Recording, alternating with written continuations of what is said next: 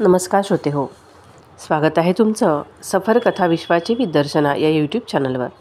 चला तर मग पुन्हा निघूयात मुंशी प्रेमचंद यांच्यासोबत कादंबरीच्या सफरीवर. भाग 15. मालती बाहेरून फुलपाखरू आणि आतून मधमाशी होती. तिच्या जीवनात केवळ हास्यच नव्हतं. केवळ गुळ खाऊन कोण जगू शकेल, आणि जगलं कोणी तरी सुखमय जीवन थोडंच असेल. ती अशासाठी हसते की त्याचेही तिला पैसे मिळतात, किंवा तिने स्वतःलाच आपल्या दृष्टीत इतकं महत्त्व दिलं आहे की जे काही करायचं ते स्वतःसाठी करायचं नाही. ती यासाठी बडबडते, विनोद करते की त्यामुळे तिचा कर्तव्याचा भार काहीसा हलका होतो. मालतीचे वडील काहीसे वेगळेच होते. विक्षिप्तच म्हणा ना, केवळ आपल्या जिभेच्या बळावर लाखांची उलाढाल करत होते. मोठमोठ्या जमीनदारांची मालमत्ता विकणे, त्यांना कर्ज मिळवून देणे, त्यांचे झगडे ऑफिसरांना भेटून मिटवणे हाच त्यांचा व्यवसाय होता. वेगळ्या शब्दात सांगायचं झालं तर ते दलाल होते. या वर्गातील लोक मोठे प्रतिभावान असतात.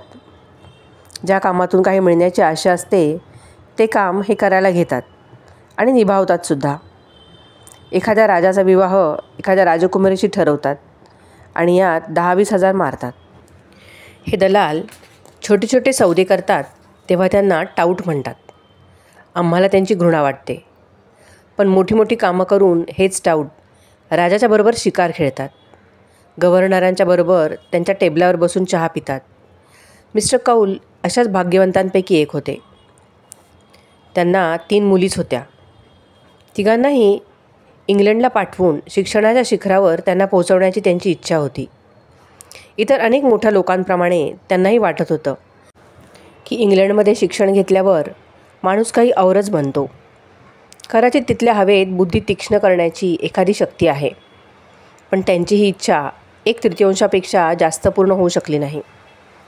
मालती इंग्लंडमध्ये असतानाच त्यांना अर्धांगवायू झाला आणि ते कामातून गेले. आता मोठ्या मुश्किलीने 2 माणसांच्या आधारे ते उठू बसू शकतात. बोलणं तर पूर्णपणे बंदच झालं आहे. बोलणं बंद झाल्यावर मिळकतही बंद झाली. जी होती ती जिभेचीच कमाई होती. काही राखून ठेवायची सवय नव्हती. मिळकत अनियमित होती. खर्च देखील अनियमित होता. त्यामुळे गेली काही वर्ष घरात तंगीच होती.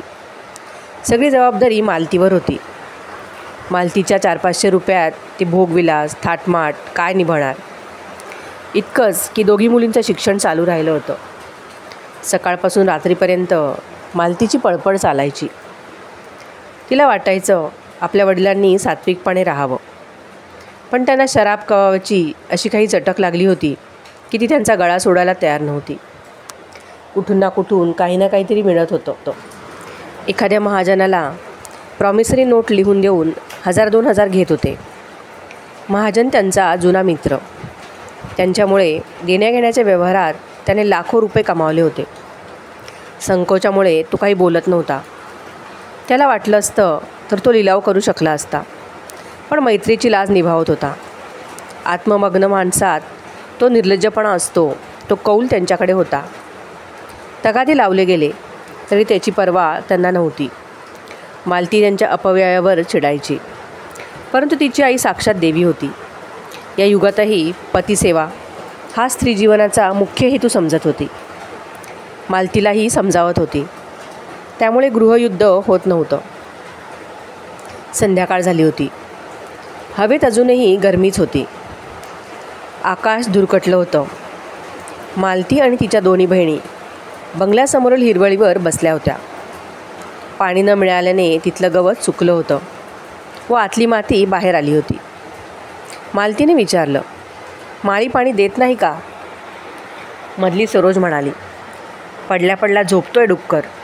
जेव्हा विचारावं तेव्हा 100 बहाणे सांगतो. सरोज BA करत होती. अशक्तशी, उंच, फिकट, वृक्ष, कडवट. तिला कुणाचीही कोणतीच गोष्ट पसंत पडत नसे. कायम ताठ्यात असायची. डॉक्टरांनी सल्ला दिला होता तिने फारसे परिश्रम करू नयेत आणि एखाद्या हिल स्टेशनवर जाऊन राहावं, परंतु हिला हिल स्टेशनवर पाठवण्यासारखी घरची स्थिती नव्हती. सगळ्यात छोटी वरदा सरोजचा यासाठी द्वेष करायची की सगळं घर तिच्या तालावर नाचतं. गोरी, सुदृढ, गर्विष्ठ, चंचल डोळ्यांची अशी ती किशोरी होती. तिच्या चेहऱ्यावर प्रतिभेची झलक होती. सरोजशिवाय बाकी साऱ्यांबद्दल तिला सहानुभूती होती. सरोजच्या बोलण्याला विरोध करायचा हाच तिचा स्वभाव. ती म्हणाली, दिवसभर आजोबा त्याला बाजारात पाठवतात. त्याला वेळच कुठे होतो. मरणाची फुरसत नाही. सरोज रागावली. आजोबा कुठे बाजारात पाठवतात? खोटारडी कुठली. रोज पाठवतात. आजसुद्धा पाठवलं होतं. बोलवून विचारू? मालती घाबरली.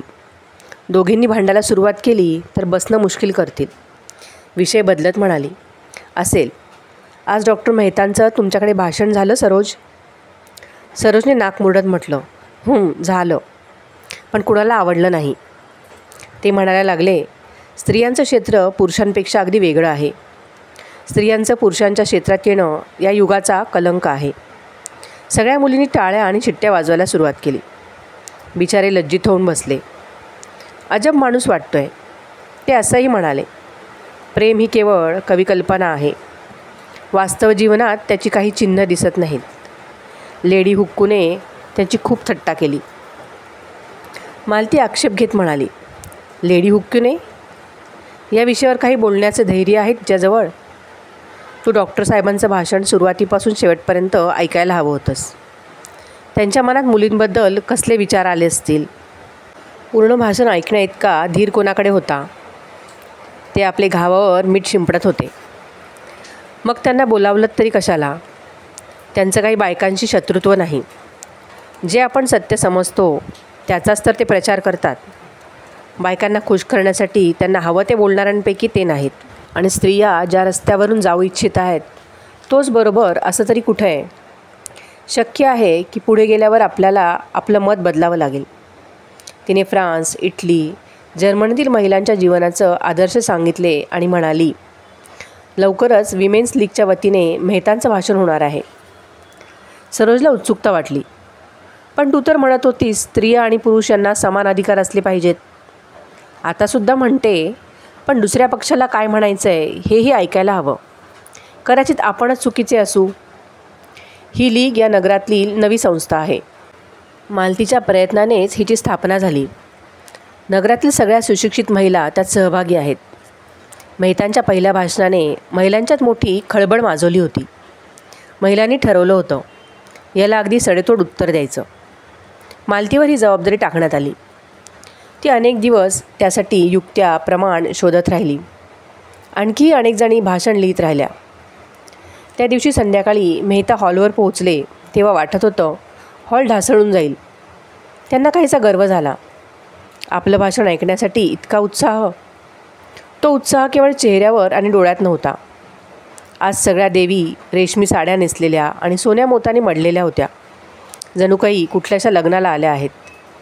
मेहतांचा पराभव करण्यासाठी त्यांनी शक्तीचा उपयोग केला होता. आणि झगमगाट हे शक्तीचं अंग नाही असं कोण म्हणेल? मालतीने आजच्यासाठी नव्या फॅशनची साडी परिधान केली होती. नवीन कटचे झंपर बनवले होते.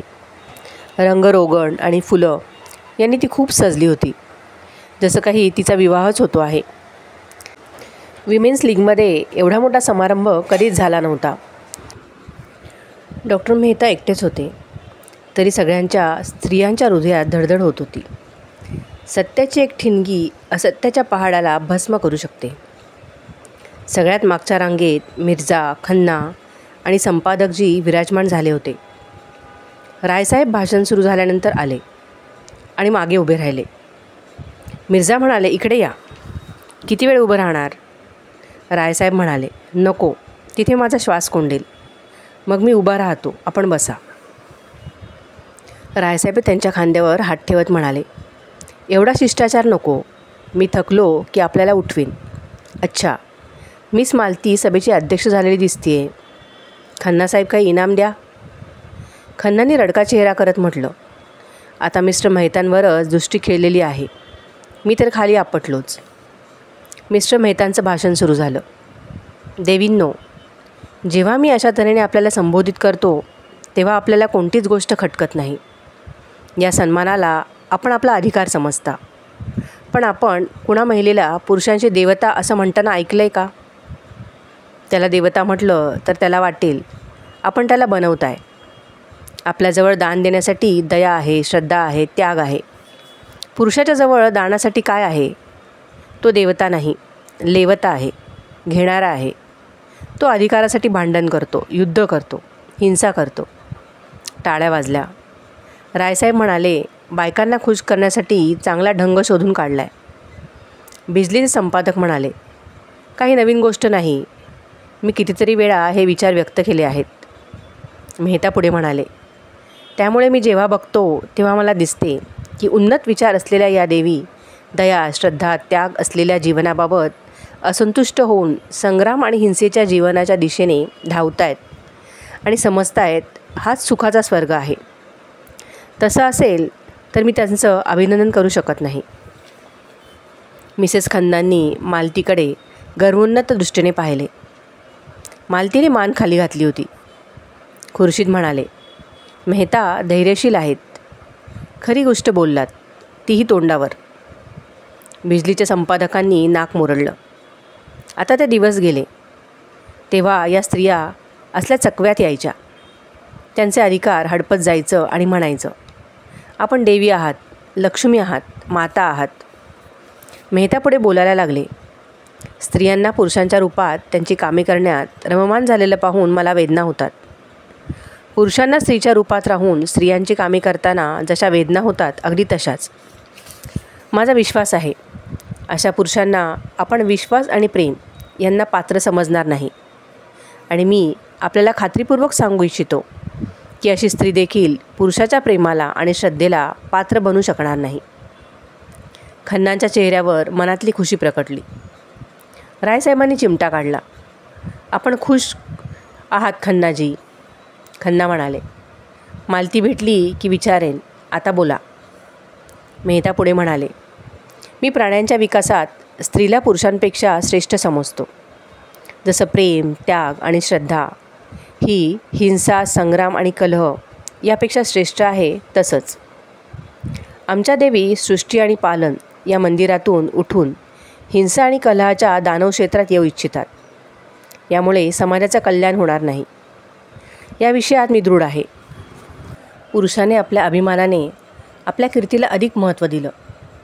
आपल्या भावांचं स्वत्व हिरावून त्यांचं रक्त व्हावून तो समजू लागला आपण मोठा विजय संपादन केला. ज्या बालकांना देवींनी आपल्या रक्ताचं पाणी करून वाढवलं, त्यांचं पालनपोषण केलं, त्यांना आपलं बॉम्ब, मशीनगन आणि सहस्त्र टॅक्सनी आपली शिकार म्हणून तो स्वतःला विजेता समजतो. आणि जेव्हा आमचीच माता त्यांच्या कपाळावर केशराचं गंध लावून आणि त्याला आपल्या आशीर्वादाचं कवच घालून हिंसा क्षेत्रात पाठवते, तेव्हा आश्चर्य वाटतं. पुरुष विनाशालाच संसारातील कल्याणकारी गोष्ट मानू लागला आहे. त्याची हिंसा प्रवृत्ती दिवसेंदिवस वाढत चालली आहे.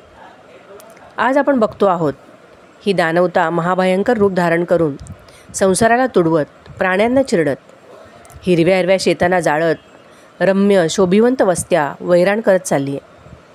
देवींनो, मी आपल्याला विचारतो, आपण या राक्षसी प्रवृत्तीला देऊन या संग्राम क्षेत्रात उतरून या जगाचं कल्याण कराल? मी आपल्याला विनंती करतो, नाश करणाऱ्यांना त्यांचं काम करू दे. आपण आपल्या धर्माचं पालन करा. खन्ना म्हणाले, मालतीची मानही वर होत नाही. रायसाहेब म्हणाले, मेहता म्हणतात ते बरोबर आहे. बिजलीचे संपादक चिडले. म्हणाले, तशी कोणतीच गोष्ट त्यांनी सांगितली नाही. स्त्री आंदोलनाच्या विरोधात अशाच तऱ्हेच्या निरर्थक आणि विसंगत गोष्टीचा आधार घेतला जातो. त्याग आणि प्रेम यामुळे मनुष्यजातीची उन्नती झाली हे मी मानायलाच तयार नाही. माणसाची प्रगती पौरुषामुळे, बुद्धिबळामुळे, पराक्रमामुळे, तेजामुळे झालेली आहे. खुर्शीद म्हणाले, जरा ऐकू द्या ना, आपलंच गाणं गात चाललं आहे. मेहतांचं भाषण चालूच होतं. देवींनो, जे लोक म्हणतात स्त्री आणि पुरुष यांच्यात समान शक्ती आहे, समान प्रवृत्ती आहे, त्यांच्यात काही फरक नाही, अशा लोकांमधला मी नाही. यापेक्षा भयंकर असल्याची मी कल्पनाही करू शकणार नाही. जसा ढगांचा एक तुकडा सूर्याला झाकून टाकतो, त्याप्रमाणे हे असत्य युगायुगांचा संचित अनुभव झाकून टाकू इच्छितो. मी आपल्याला सूचना देऊ इच्छितो की या जाळ्यात आपण फसू नका. प्रकाश अंधारापेक्षा जितका श्रेष्ठ आहे तितकी स्त्री पुरुषापेक्षा श्रेष्ठ आहे. मनुष्यासाठी क्षमा, त्याग आणि अहिंसा हे जीवनाचे उच्चतम आदर्श आहेत. स्त्रीने हे आदर्श प्राप्त करून घेतलेले आहेत. पुरुष धर्म, अध्यात्म आणि गुरूंचा आधार घेऊन त्या लक्ष्यापर्यंत पोहोचण्यासाठी कित्येक शतकांपासून प्रयत्न करतो आहे, परंतु तो सफल झाला नाही. मी म्हणतो त्याचं सारं अध्यात्म आणि योग एका बाजूला आणि स्त्रीचा त्याग एका बाजूला. टाळ्या वाजल्या. हॉल दुमदुमून गेला. रायसाहेब गदगद होऊन म्हणाले, मेहता जे त्यांच्या हृदयात आहे तेच बोलतात. ओखररथांनी टीका केली, पण गोष्टी जुनाटच आहेत, सडलेल्या. जुनी गोष्टसुद्धा आत्मविश्वासाने सांगितली की नवी होते. जो महिन्याला 1000 रुपये मिळवून विलासात उडवतो, त्याच्या बाबतीत आत्मविश्वासासारखी गोष्ट असूच शकत नाही. हा केवळ जुना विचार आहे. स्त्री पुरुषांना प्रसन्न करण्याचा एक ढंग आहे. खन्नांनी मालतीकडे पाहिलं. ही अशी का फुलून जाते आहे? हिला तर शरम वाटली पाहिजे. खुर्शीदने खन्नांना उसकलं. आता तुम्ही देखील एक भाषण देऊन टाका, नाहीतर मेहता तुम्हाला उखडून फेकून देतील. अर्धे मैदान तर त्याने आत्ताच मारले. खन्ना चिडून म्हणाले, माझ्याबद्दल बोलू नका. मी कितीतरी चिमण्यांना फसवून नंतर सोडून दिले. रायसाहेबांनी खुर्शीदकडे बघून डोळे मिचकावत म्हटलं, अलीकडे आपण महिला समाजाकडे जाता येताना दिसता. खरं सांगा, किती देणगी दिली? खन्ना जरा ओशाळले. कलेचे ढोंग रचून दुराचार फैलवणाऱ्या असल्या समाजाला मी देणगी देत नाही. मेहतांचं भाषण चालूच होतं. पुरुष म्हणतो जितके तत्त्वज्ञानी, वैज्ञानिक आणि संशोधक झाले ते सारे पुरुष होते. जितके मोठे मोठे महात्मा झाले ते सगळे पुरुष होते. सगळे योद्धे, सगळे राजकारणी, नाविक, मोठे मोठे जेवढे म्हणून होते तेवढे सगळे पुरुष होते. पण या सगळ्या मोठ्या मोठ्यांच्या समूहाने मिळून काय केलं? महात्मा आणि धर्मप्रवर्तकांनी या जगात रक्ताच्या नद्या वाहवण्याशिवाय आणि वैमनस्याची आग भडकवण्याशिवाय काय केलं? योद्ध्यांनी आपल्या भावांचीच मान कापण्याशिवाय आणखी कोणत्या आठवणी ठेवल्या? संशोधकांनी माणसाला यंत्राचा गुलाम बनवण्याशिवाय आणखी कोणती समस्या सोडवली? पुरुषांनी रचलेल्या या संस्कृतीत शांती कुठे आहे? सहयोग कुठे आहे? ओंकारनाथ उठून निघाले. विलासी पुरुषाच्या तोंडून ही असली भाषणं, मोठ्या मोठ्या गोष्टी ऐकताना माझ्या देहाचा जाळ होतो. खुर्शींनी त्यांचा हात धरून बसवलं. संपादकजी, आपणसुद्धा ना अगदी मठ्ठ आहात. ही दुनियाच अशी आहे. ज्याच्या मनात जे येतं ते तो बघतो. काही लोक ऐकतात आणि टाळ्या वाजवतात. संपलं. असे अनेक मेहता येतील आणि निघून जातील. दुनिया आपल्या गतीने चालतच राहील. त्यात एवढं चिडण्यासारखं काय आहे? असत्य ऐकणं मला सहन होत नाही. रायसाहेबांनी त्यांना आणखी चिडवलं. कुलटेच्या तोंडून सतीत्वाचं बोलणं कुणाच्या जिवारी लागणार नाही. ओंकारनाथ पुन्हा बसले. मेहतांचं भाषण चालूच होतं. मी आपल्याला विचारतो, ससाण्याला चिमणीची शिकार करताना पाहून हंस देखील मानसरोवरातील आनंदमय शांती सोडून चिमणीची शिकार करायला लागला तर ते त्याला शोभेल का? जर तो शिकारी बनला तर आपण त्याचा गौरव कराल का? हंसाच्या जवळ ससाण्या इतकी धारदार चोच नाही, इतके दणकट पंजे नाहीत, एवढी तीक्ष्ण दृष्टी नाही, तेवढे बळकट पंख नाहीत आणि रक्ताची इतकी तीव्र तहानही नाही. या अस्त्रांचा संचय करण्यात त्याला कितीतरी वर्ष घालवावी लागतील. तरीही तो ससाना बनू शकणार नाही. पण तो ससाना बनो वा ना बनो, हंस राहणार नाही. मोती वेचणारा तो हंस उरणार नाही. खुर्शीदनी टीका केली. हां, म्हणजे कविमंडळी करतात तसा युक्तिवाद आहे. ससाण्याची मादी देखील नर ससाण्याप्रमाणे शिकार करते. ओंकारनाथ प्रसन्न झाले. म्हणाले, या तर्काच्या बळावरच आपण फिलॉसॉफर बनता. खन्नांनी मनातली अस्वस्थता बाहेर काढली. फिलॉसॉफरची शेपूट. फिलॉसॉफर तो आहे जो, ओंकारनाथी वाक्य पूर्ण केलं, जो सत्यापासून जवभरही बाजूला होत नाही. खन्नांना ही समस्यापुरती रचली नाही. मी सत्यबित्य काही जाणत नाही. जो खरा फिलॉसॉफर आहे त्यालाच मी फिलॉसॉफर म्हणेन. मेहता पुढे म्हणाले, देवींना विद्येची गरज नाही असं मी म्हणणार नाही आहे. पुरुषांपेक्षा जास्त आहे. पण ज्या विद्या आणि शक्तीच्या बळावर पुरुषांनी या जगाला हिंसाक्षेत्र बनवलं, ती विद्या आणि शक्ती नाही. ही विद्या आणि शक्ती आपण घेतलीत तर हे जग म्हणजे वाळवंट बनेल. आपली विद्या आणि आपला अधिकार. हिंसा आणि विध्वंस यात नाही, सृजन आणि पालन यात आहे. आपल्याला असं वाटतं का मतांमुळे मानवजातीचा उद्धार होईल, किंवा कार्यालयात आणि न्यायालयात जिम आणि लेखणी चालवल्याने होईल? या नकली, अनैसर्गिक, विनाशकारी अधिकारांसाठी आपण प्रकृतीने आपल्याला बहाल केलेले अधिकार सोडू इच्छिता? सरोज आतापर्यंत आपल्या मोठ्या बहिणीचा आदर म्हणून गप्प बसली होती. आता तिला राहावे ना. आता ती फुटकारत उठली. आम्हाला मताचा अधिकार हवा, पुरुषांच्या बरोबरीने. आणखी अनेक तरुणींनी गर्जना केली, मत मत. ओंकारनाथ उभे राहून मोठ्या आवाजात म्हणाले, स्त्री जातीच्या विरोधकांची पगडी खाली पडो. मालतीने टेबलावर हात आपटत म्हटलं, शांत रहा. जे लोक पक्ष वा विपक्षाच्या बाजूने काही सांगू इच्छितात त्यांना पूर्ण संधी दिली जाईल. मेहता म्हणत होते, वोट नव्या युगाचं मायाजाळ आहे, मृगजळ आहे, ते कलंक आहे, धोका आहे. त्याच्या चक्रात अडकलात तर तुम्ही ना धड इकडच्या राहाल ना तिकडच्या. कोण म्हणतं तुमचं क्षेत्र संकुचित आहे आणि त्यात तुम्हाला अभिव्यक्तीसाठी अवकाश नाही? आपण सगळे आधी मनुष्य आहोत, नंतर आणखी काही आपलं जीवन. आपलं घर आहे, तिथेच आपलं सृजन होतं, तिथेच आपलं पालन होतं, तिथेच आपल्या जीवनाचे सगळे व्यापार होतात.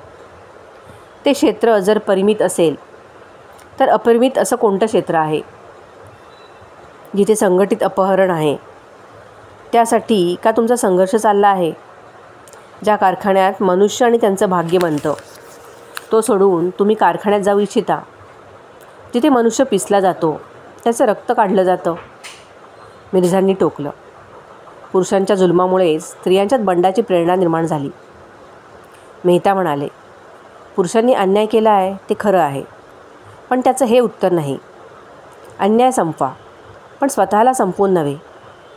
मालती म्हणाली, स्त्रियांना यासाठी अधिकार हवा आहे की ती त्यांचा सदुपयोग करेल आणि पुरुषांना दुरुपयोग करण्यापासून थांबवेल. मेहतांनी उत्तर दिलं, या जीवनात सगळ्यात मोठा अधिकार त्याग आणि सेवा यामुळे मिळतो, आणि तो तर आपल्याला मिळालेलाच आहे. त्या अधिकारापुढे वोट ही मुळीच मोठी गोष्ट नाही.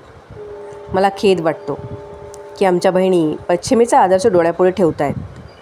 तिथे स्त्री आपलं स्थान हरवून बसली आहे आणि स्वामिनीच्या पदावरून घरंगळत विलासाची वस्तू बनली आहे.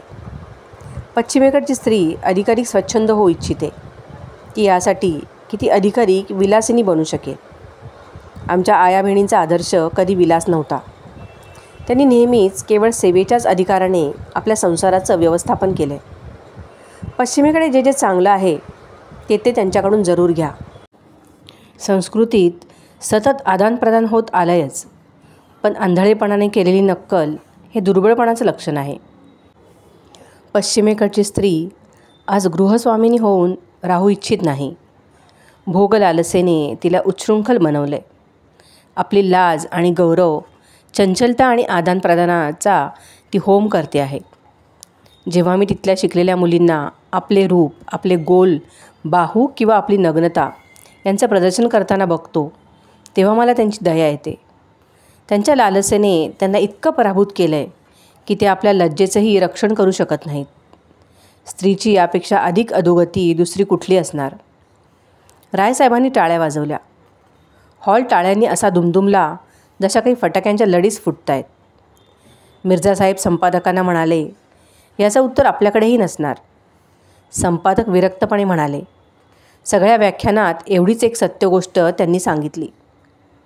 मग आपण मेहतांचे अनुयायी झालात असं म्हणायला हवं. आम्ही कुणाचे अनुयायी होत नाही. मी याचं उत्तर शोधून काढेन. बिजलीमध्ये बघा. याचा अर्थ आपण सत्याचा शोध घेत नाही, आपण फक्त आपल्या पक्षासाठी लढू इच्छिता. रायसाहेबांनी आडकाठी करत म्हटलं, तरीही आपल्याला आपल्या सत्यप्रेमाचा अभिमान आहे. संपादक महाशय जराही विचलित झाले नाहीत.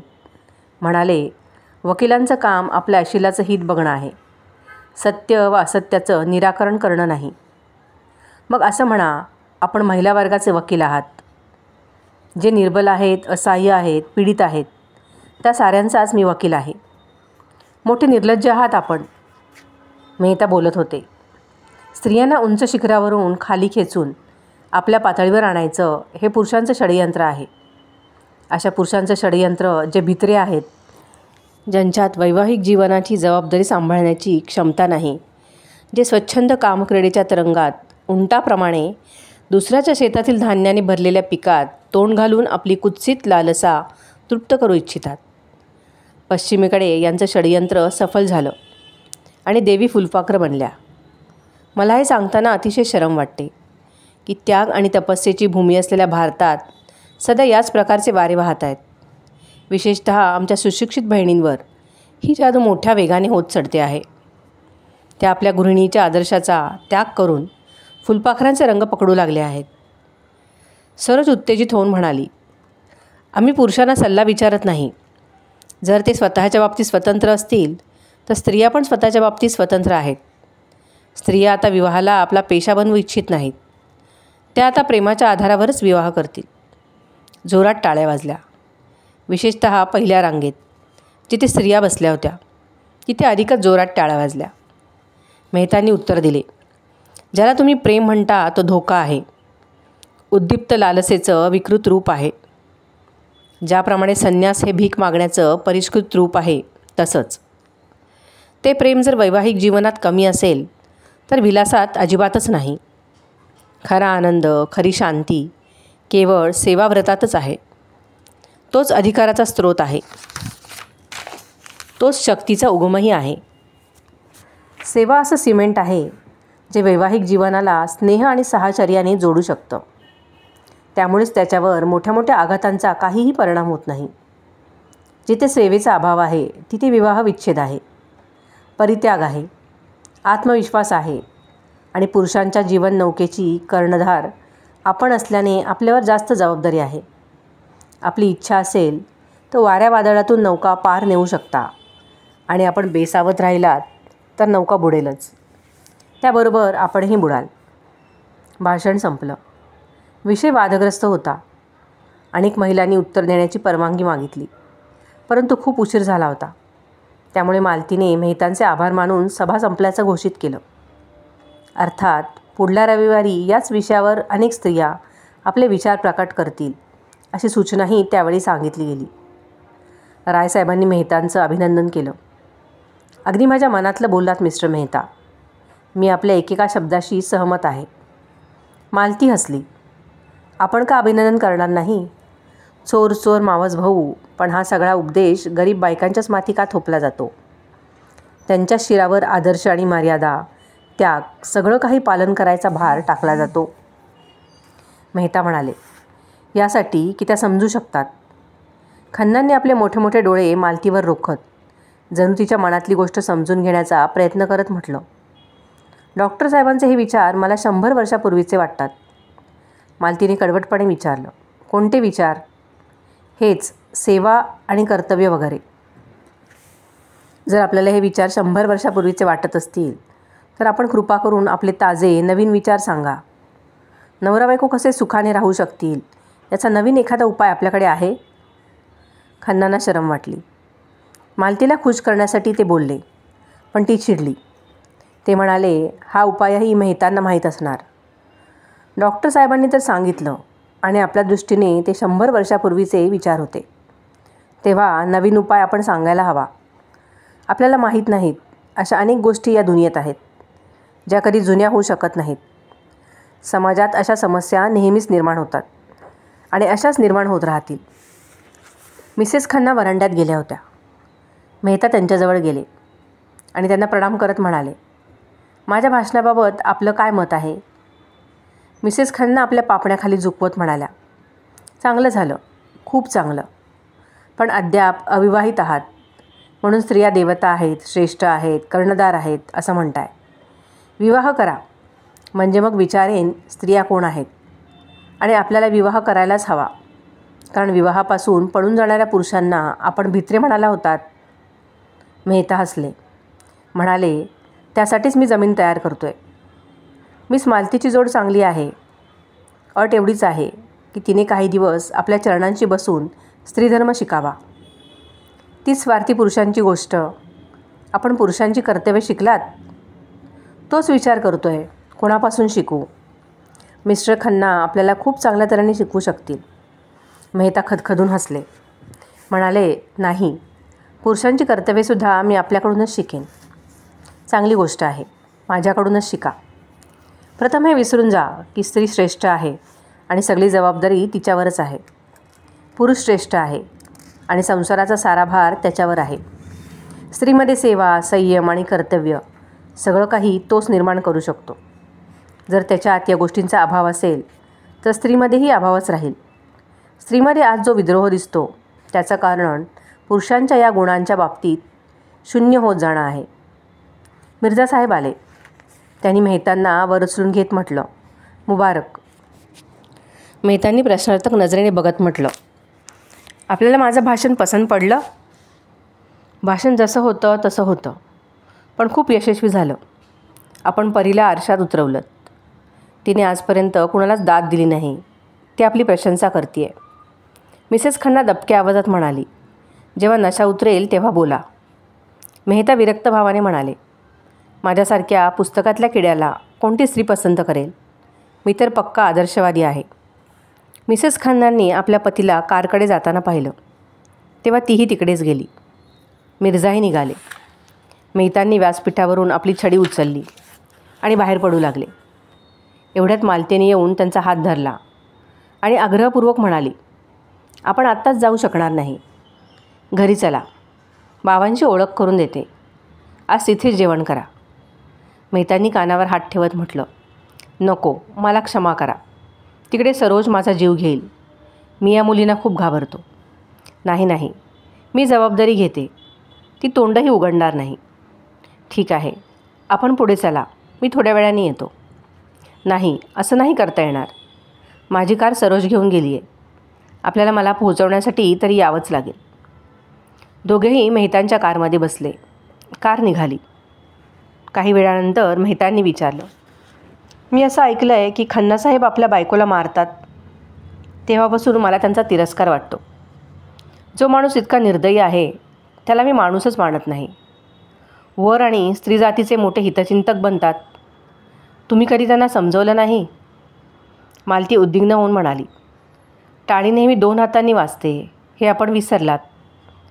मी अशा कुठल्या कारणाची कल्पनाच करू शकत नाही की ज्यासाठी कोणी पुरुष आपल्या बायकोला मारेल. तिचं बोलणं कितीही चुकीचं असलं तरी. हो, कितीही. पण आपण अगदी वेगळ्याच प्रकारची व्यक्ती आहात. जर पुरुष चिडखोर असेल तर तुमच्या मते अशा पुरुषांना हंटरने फोडून काढलं पाहिजे काय? स्त्री जितकी क्षमाशील असते तितका पुरुष असत नाही. आपण स्वतःच आज ही गोष्ट मान्य केली आहे. मग स्त्रीच्या क्षमाशीलतेचा हाच पुरस्कार आहे का? मला तर वाटतं तू खन्नांशी बोलून त्याला आणखीच उत्तेजन देतेस. तो तुझा जेवढा आदर करतो, भक्ती करतो, त्याच्या जोरावर तुला त्याला सरळ करणं सहज शक्य आहे. पण तू त्याचं समर्थन करून स्वतःच त्या अपराधात सहभागी होते आहेस. मालती उत्तेजित होऊन म्हणाली, तू यावेळी या प्रसंगाची उगीचच आठवण काढलीस. मी कुणाबद्दलच वाईट बोलू इच्छित नाही. पण आपण गोविंदी देवीला ओळखलं नाहीत. तिचा भोळाभाबडा आणि शांत चेहरा पाहून आपल्याला वाटतं ती देवी आहे. मी त्यांना इतक्या उंच स्थानावर बसवू इच्छित नाही. त्यांनी मला बदनाम करण्याचे जेवढे प्रयत्न केले, माझ्यावर जसे जसे आघात केले, त्याचं वर्णन केलं तर आपल्याला आश्चर्य वाटेल. आणि त्यावेळी आपल्यालाही मान्य करावं लागेल की असल्या बाईबरोबर असाच व्यवहार व्हायला हवा. त्यांना आपल्याबद्दल इतका द्वेष आहे त्याचं काही कारण असेलच ना. कारण त्यांनाच विचारा. कोणाच्या मनात काय आहे हे मला कसं कळणार? त्यांना न विचारताही काही अनुमान काढणं शक्य आहे. आणि ते हे आहे, जर कोणी पुरुष माझ्या आणि माझ्या बायकोच्या मध्ये येण्याचं साहस करू लागला तर मी त्याला गोळी मारीन. आणि त्याला मारू शकलो नाही तर स्वतःच्या छातीत मारून घेईन. तसंच जर मी आणि माझ्या पत्नीच्या मध्ये एखाद्या स्त्रीला आणण्याचं ठरवलं तर माझ्या पत्नीलाही अधिकार आहे की तिला हवं असेल ते ती करेल. या बाबतीत मी कुठलीही तडजोड करणार नाही की अवैज्ञानिक मनोवृत्ती आहे जी आम्ही आमच्या रानटी असंस्कृत पूर्वजांपासून उचलली आहे. आता काही लोक याला असामाजिक व्यवहार म्हणतील, पण मी अद्याप या मनोवृत्तीवर विजय मिळवू शकलो नाही आणि मिळवू इच्छित देखील नाही. या बाबतीत मी कायद्याची पर्वा करणार नाही. माझ्या घरात माझा कायदा आहे. मालतीने जरा तीव्र स्वरात विचारलं, पण मी खन्ना आणि गोविंदी यांच्यामध्ये येते असा अनुमान आपण कसं काढलं? असा अनुमान काढून आपण माझा अपमान करताय. खन्नांना माझ्या जोड्याच्या टोकाएवढीही किंमत देत नाही. मेहता अविश्वास भरल्या स्वरात म्हणाले, आपण हे मनापासून नाही बोलत आहात मिस मालती. आपण काय सगळ्या जगाला मूर्ख समजता? जी गोष्ट बाकीच्या साऱ्यांना जाणवली आहे तीच गोष्ट मिसेस खन्नांनाही जाणवली, तर त्याबद्दल मी तरी त्यांना दोष देऊ शकणार नाही. मालती चिडून म्हणाली, या दुनियेत सगळ्यांना दुसऱ्याला बदनाम करताना मजा वाटते. तो त्यांचा स्वभाव आहे. मी तो कसा बदलू?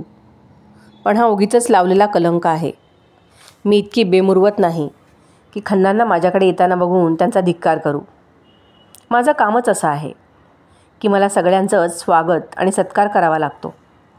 जर कोणी त्याचा काही वेगळा अर्थ काढला तर? मालतीचा आवाज भरून आला. तिने तोंड फिरवून डोळे पुसले.